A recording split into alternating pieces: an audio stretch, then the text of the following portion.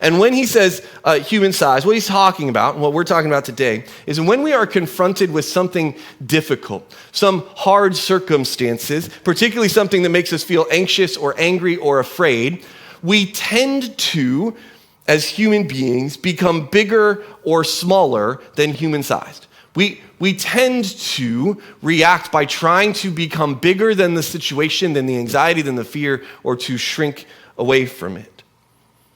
Which simply means that we're tempted to do things outside the scope of how God has made humans to react in good and healthy ways. So I'm going to give some examples of each today, and there's some room in your notes to write down all of them, or just the ones that stick out to you, or whatever it may be, whatever you need to write down, right? So bigger than human size. I think when we think of somebody really swelling up in response to a situation, or if you can think of somebody who tried to outsize a situation, I think often we think of anger.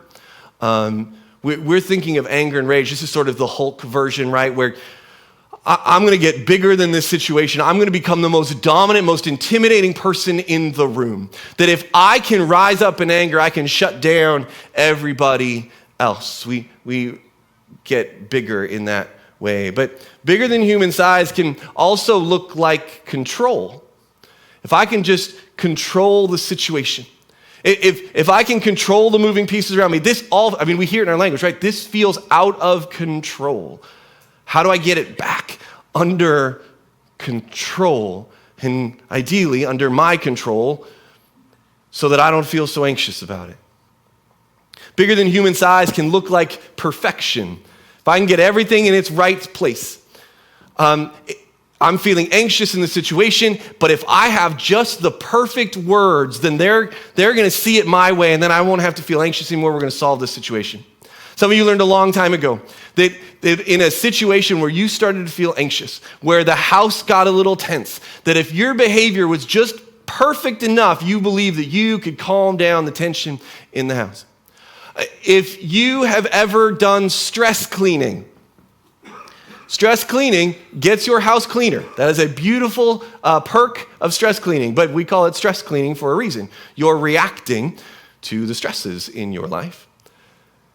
And what you're living out is a beautiful example of control and or perfection. If I can get everything in its place, if everything will look just right, if my house just feels perfect, then I won't have to feel so anxious.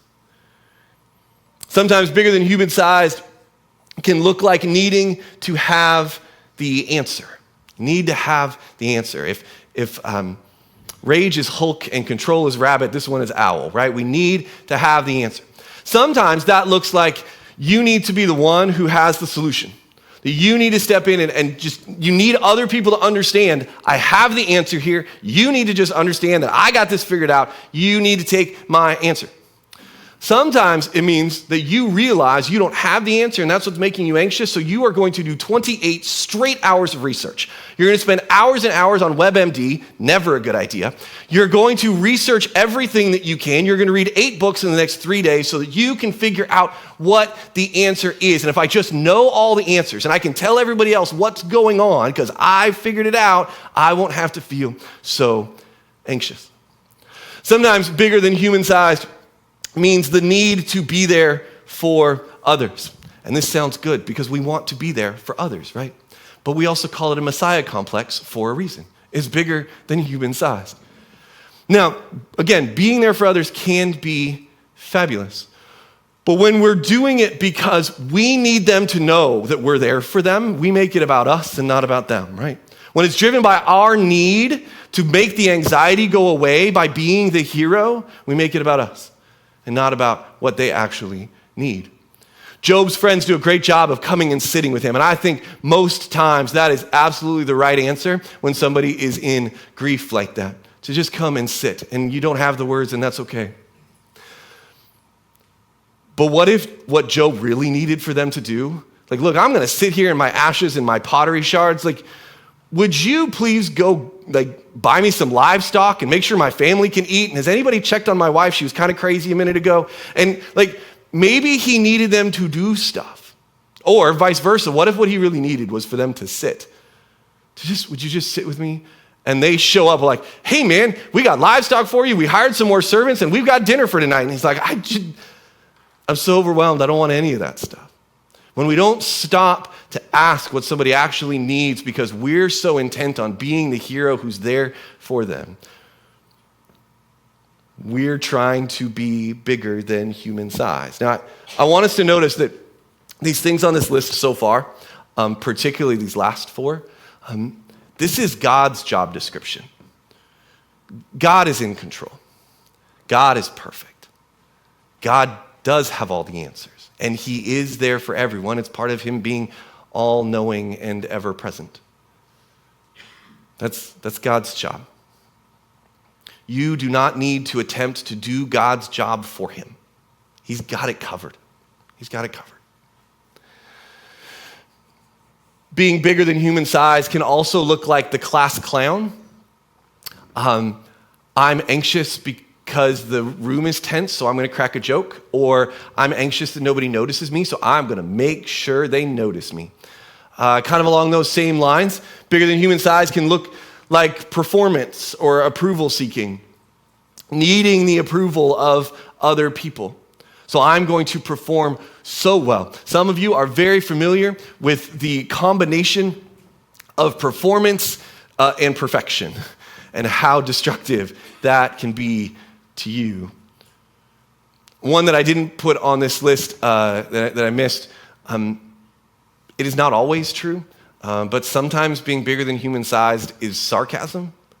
It's just a good thing to check in on. If I can't rise above and get bigger than this situation in some way, I'll just cut down the people around me so they're smaller than me. It's another form of trying to be bigger. And again, not always. I don't know what my family would talk about at Thanksgiving if we weren't allowed to use sarcasm, but sometimes it definitely crosses the line into this. On the other hand, some of us react to stresses of anxiety and fear by getting smaller than human size. This is the piglet reaction. Sometimes we freeze.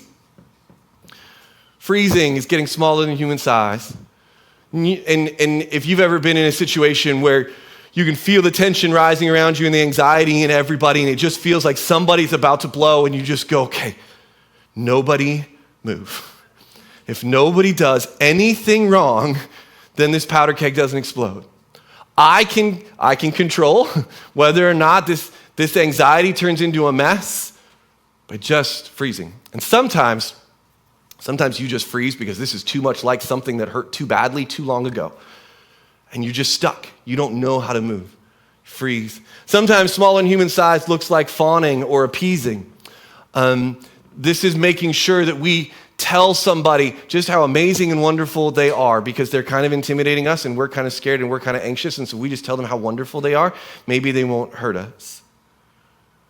Smaller than human size can look like leaving the room physically, maybe, and sometimes that is the right idea. It may also look like just leaving the room mentally. You are just not present. Again, sometimes that is a long ago built-in stress reaction. Doesn't even feel like there's any control over it. You got to vacate the space. You cannot stay present. Sometimes getting smaller means trying to get smaller and take up less space. This is the opposite of trying to get noticed. Maybe I can just hide in the corner. Maybe nobody will notice me. This situation feels so anxious, and if I just feel like I'm surrounded by landmines, and so if I make myself really small, maybe nobody will notice, and I'll be able to sneak through all of these landmines without setting something off. Being smaller can look like staying quiet. The boss says to a table full of people, here's what we're going to do. And you know the anxiety in the room just elevated because everybody realizes we're headed the wrong direction. And nobody's willing to say anything because that feels like it would make it worse. Sometimes you learned a long time ago that when an authority figure over you is angry, the best thing you can do is to stay quiet, that somehow that helps keep the peace. Along those same lines, sometimes getting smaller looks like conflict avoidance. Looks like conflict avoidance. You know that there's a conversation to have. You know that both you and the other person or the whole situation would be better if you would just have the conflict. But that sounds stressful and scary, and you react to fear by just avoiding the conflict. Now, I'm not standing up here moralizing or judging any of these reactions. And I'm trying to be careful to call them reactions and not responses, because responses, for our purposes, we'll say responses are something we choose and reactions are something that just happens. A lot of these reactions are built into us and have been built into us through our experiences, through how we were raised, through the pains that we've gone through, the wounds that we carry. We just react this way. And if you want to talk about digging into your reactions a little more, we talked about that some last week. And some of us have a favorite one of these, favorite one that we automatically go to. I'm going to assume I'm not the only one in the room who's done like half of these lists, sometimes all at once. All of these things that I've just listed are attempted solutions. They're attempting to solve the problem of the anxiety and fear that you're facing or feeling. And they're attempted solutions that we keep going back to, either because they currently work for that moment, or they worked one time when you were at a pretty formidable age, and so you just keep going back to it. And it might lower the temperature on the situation that you're in. Doesn't always, but these do sometimes work. It's why we keep going back to them. Get you out of there. Avoids the hurt that might be coming. But they are at best temporary solutions. They may solve the problem, they do not solve the relationship.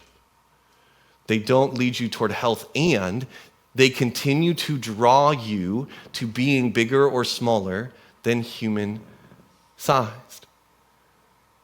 And all God really asks of us is to be human sized.